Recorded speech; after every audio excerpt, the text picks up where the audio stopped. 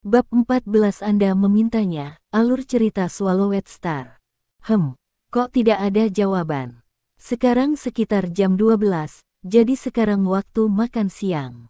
Ayah saya dan yang lainnya sedang melakukan pembaruan dan mereka biasanya beristirahat pada siang hari, jadi dia seharusnya bisa menjawab telepon. Luo Feng membocorkan layar ponselnya dengan ragu dan menekan fungsi pencarian lokasi ponsel. Layar ponsel dengan cepat menampilkan peta kota Yangzhou. Titik merah kecil di peta mewakili lokasi ponsel Luo Feng, sedangkan titik hijau kecil di lokasi ayah. Tidak terlalu jauh dari tempatku sekarang. Luo Feng langsung tahu di mana lokasi ayahnya saat ini dan tidak bisa menahan senyum. Aku akan lari ke sisi ayah dan memberitahunya secara langsung tentang kabar baik. Luo Feng dengan cepat pergi ke lokasi yang ditampilkan di peta ponsel. Wilayah Xi'an, sektor Sky Garden. Cepat dan pindahkan barang-barang itu agar kamu bisa pergi istirahat dan makan siang. Kita juga harus pergi makan. Di salah satu halaman villa pribadi di sektor ini, Zhang Haobai, pucat dan mengenakan celana panjang putih, mendesak para pekerja.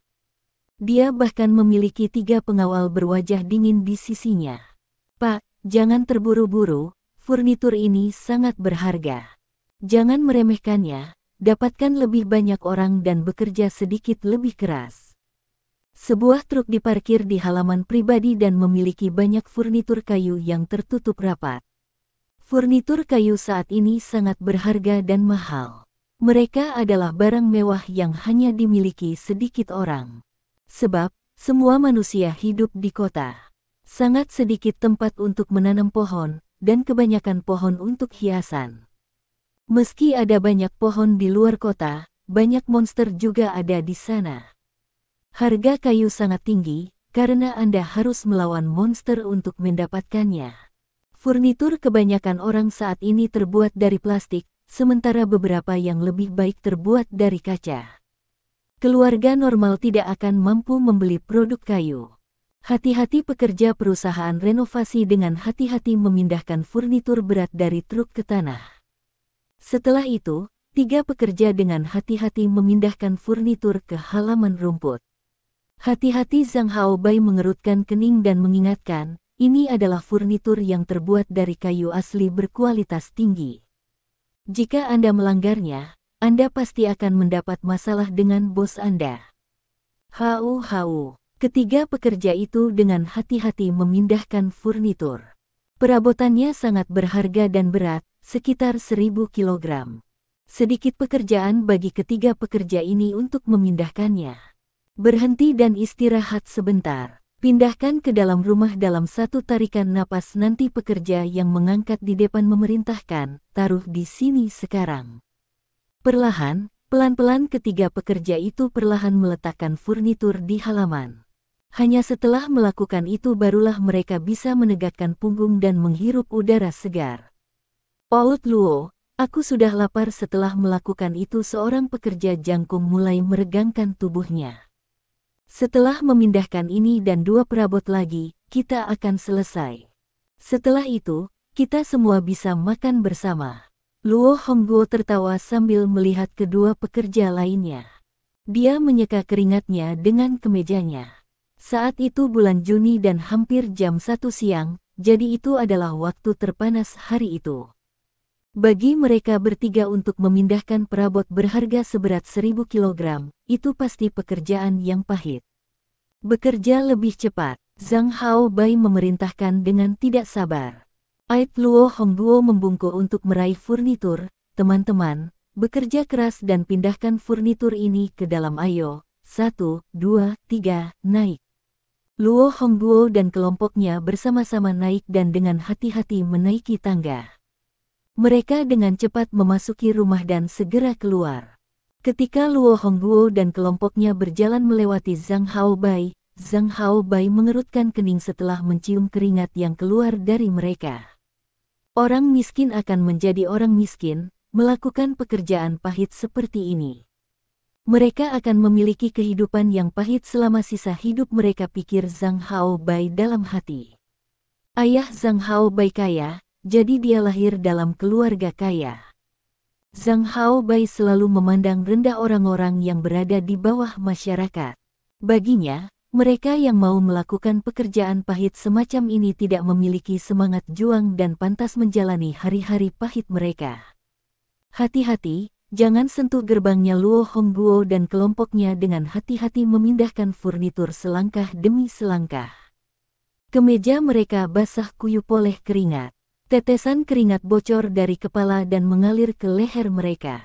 Istirahat sebentar di luar rumah. Luo Hongguo meletakkan perabotan dan mengatur pernapasan mereka. Ayo, 1, 2, 3, naik. Meskipun Luo Hongguo dan kelompoknya lelah, mereka telah melakukan ini selama 20 hingga 30 tahun, jadi mereka terbiasa. Mereka tahu batasan mereka, jadi kesalahan jarang terjadi. Segera setelah itu, Luo Hongguo dan kelompoknya pergi untuk memindahkan perabotan terakhir.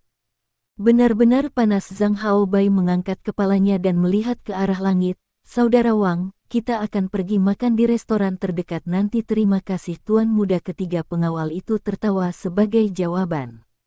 Zhang Haobai melirik perabot terakhir yang dibawa ketiga pekerja itu dan mendengus dari hidungnya. Dia secara alami membenci jenis petani ini. Tiba-tiba, tatapannya tertuju pada marmer yang digunakan untuk trotoar.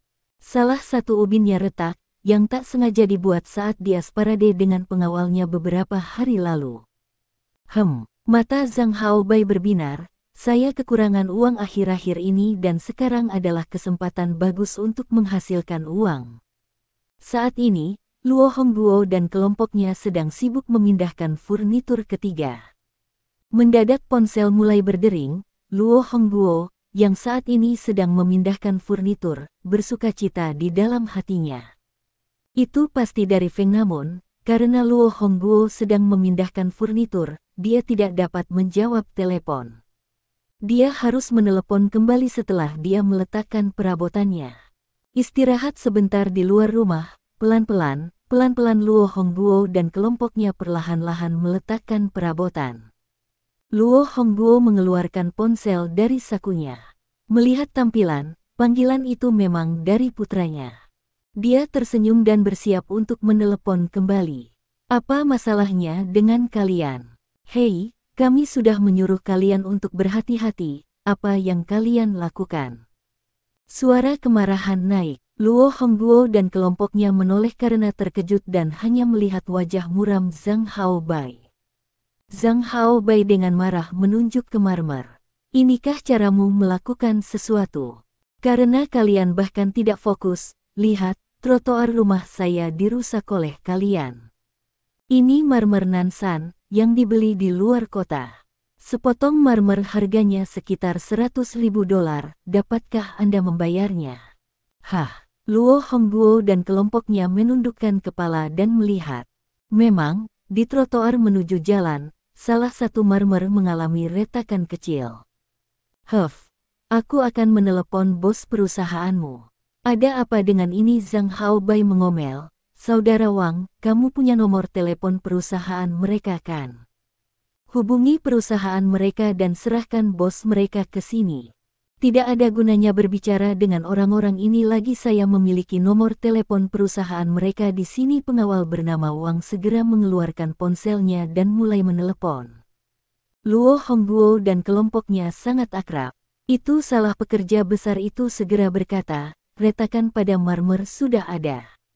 Saya melihatnya membuat alasan. Tidak ada gunanya membuat alasan. Zhang Haobai tertawa keras.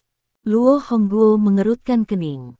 Sebagai seorang pekerja tua yang berpengalaman, dia tahu jenis perselisihan ini adalah yang paling merepotkan. Perusahaan biasanya sangat menghargai reputasinya. Jika reputasinya dirusak dan perusahaan tidak memiliki bukti yang membuktikan bahwa pekerjanya tidak melakukan crack, maka biasanya perusahaan hanya dapat membayar kerugian tersebut. Jika perusahaan membayar uang, maka uang tersebut akan diambil dari gaji 3 pekerja yang bertanggung jawab. Mari kita pindahkan furnitur dulu dan kemudian bicara. Luo Hongguo berbicara sambil pergi mengangkat furnitur. Pindahkan furniturnya. Zhang Haobai melangkah maju dan mendorong Luo Hongguo dan mulai menguliahi ketiga pekerja itu. Jangan main-main. Furnitur di atas marmer adalah buktinya.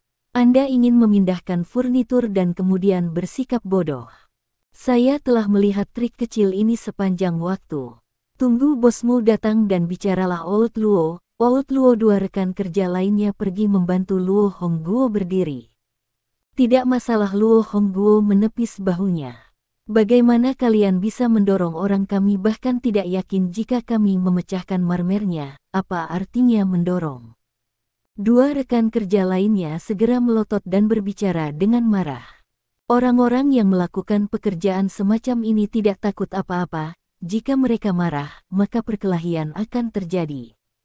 Kalaupun mereka dipenjara oleh polisi, mereka hanya menginginkan uang dan bukan nyawa mereka. Bahkan polisi pun tidak bisa menangani mereka dan pada akhirnya akan membebaskan mereka. Jangan mencoba dan berdebat denganku.